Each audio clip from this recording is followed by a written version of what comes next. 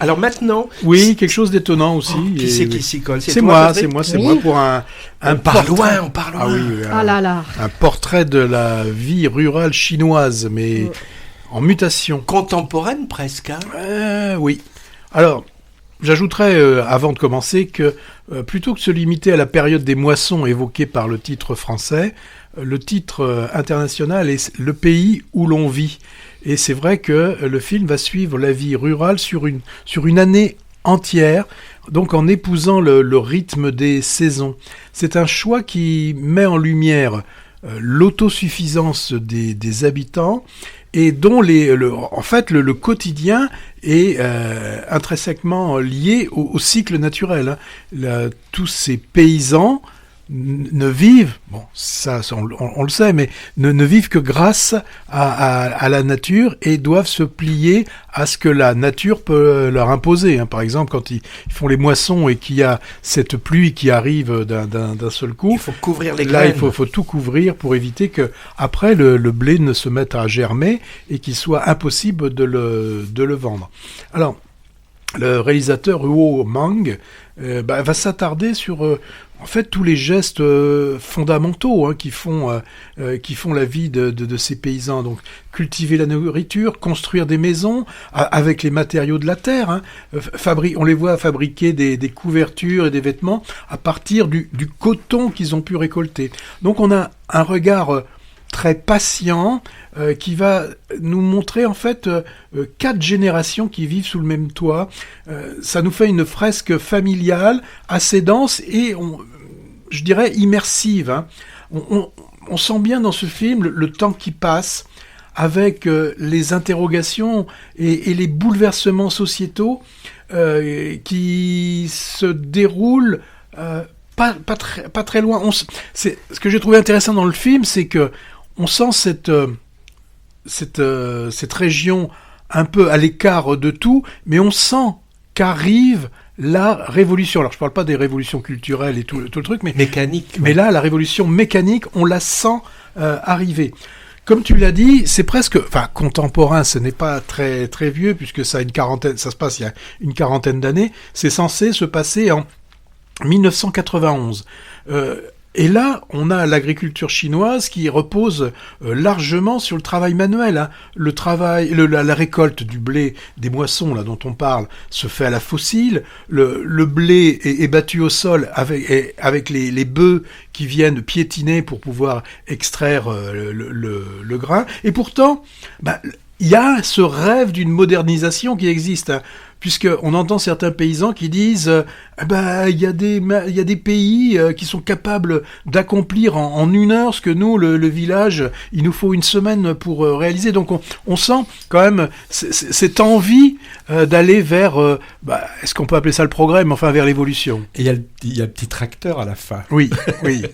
Alors, ce que va nous montrer quand même tout ce film, j'en ai parlé tout à l'heure de résilience avec Rebuilding, là on retrouve aussi une résilience, un courage, un courage et une endurance de ces familles qui, pour survivre, sont obligées de rester soudées et de s'entraider pour survivre. Alors, même s'il y a des tiraillements, il y a comme un peu partout, des disputes et des choses comme ça, mais quand le problème arrive, il faut se ressouder pour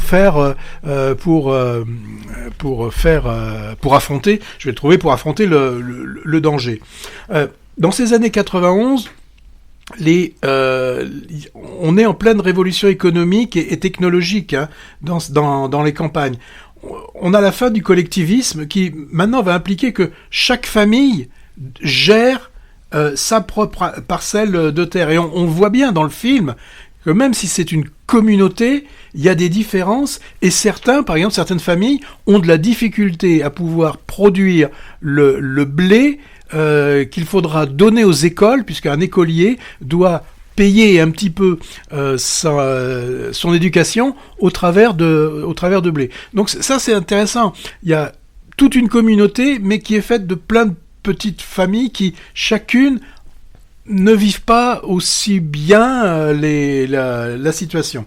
Alors, ce que l'on voit aussi dans ce film, c'est que la reconstruction urbaine qui est faite nécessite une main-d'œuvre abondante. Donc, ce qui pousse de nombreux agriculteurs à migrer vers les villes pour subvenir à leurs besoins.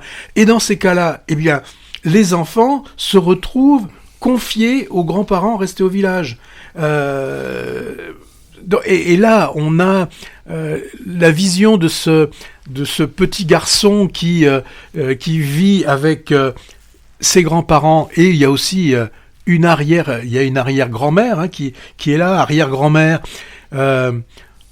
protectrice, je dirais quelque part la sagesse, qui sait plein de choses, qui sait calmer plein de choses. On a dans ce village, on a l'idiot du village, mais l'idiot du village qui est, alors, il est intégré et rejeté. Pendant tout le film, il vit entre ces deux situations. Ce film a été produit par la Chine, mais il a eu un certain nombre de problèmes. Les problèmes qu'il a eu, c'est par le succès.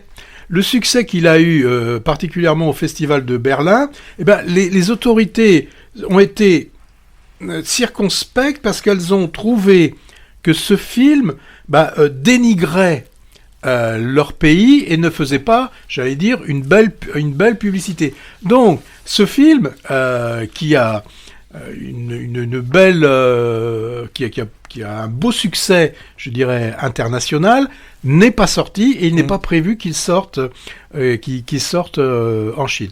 Donc, c'est un film lent, parfois un peu difficile, qui peut parfois même être un peu chiant.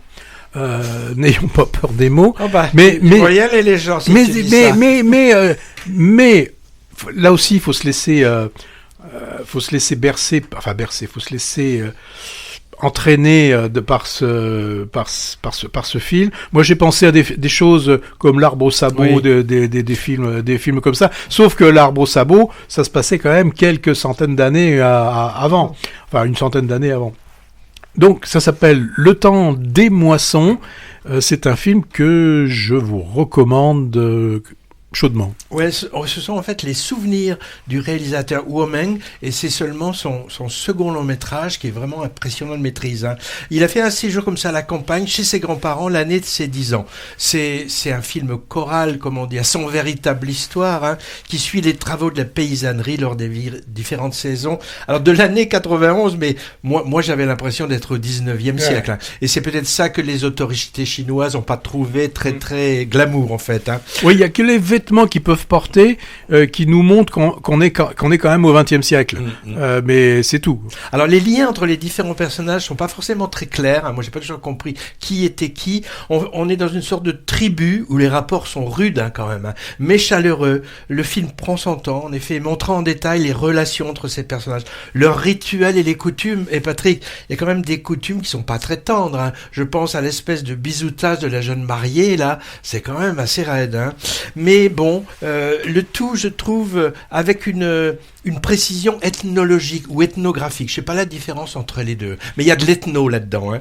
Alors, de cette belle et ample fresque rurale, moi je retiens, tu l'as mentionné, le personnage de l'arrière-grand-mère quand même, hein, fataliste au verbe haut, qui était patente. Ours d'argent, en effet, à la dernière Berlinale. C'est surprenant même que la Chine ait accepté qu'il sorte à l'international. Oui, mais donne une vision c'est rigolo parce que si rétrograde, quoi. Le chinois officiel, il y a un côté glamour. Alors, il y avait de la dorure, la Chine présente, puis paf, on se trouve comme plongé au Moyen-Âge. Oui, mais pensait certainement que le film n'allait pas avoir ce succès. Bon, leur comité de censure a dû regarder le film les yeux fermés, peut-être. Hein. Peut-être. Oui, il est interdit dans le pays.